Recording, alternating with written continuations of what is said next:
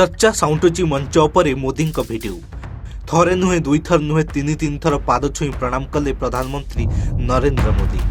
किए ही व्यक्ति कहीं मंच उपरे पाद छुईले प्रधानमंत्री।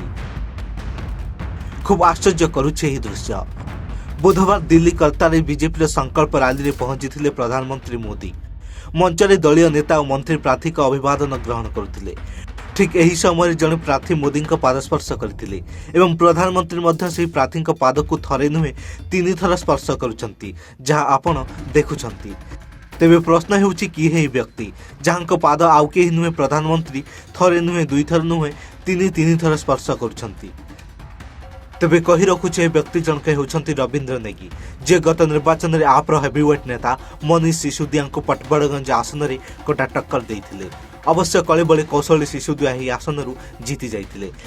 तेबे एथर सिसोदिया पटबड़गंज आसन में जंगपुरारू निर्वाचन लड़िबे एवं पटबड़गंज आसन में एथरक आप्र हेवीवेट नेता अवध ओझा और बीजेपी रविंद्र नेगी मध्य कटा टक्कर होइपारे।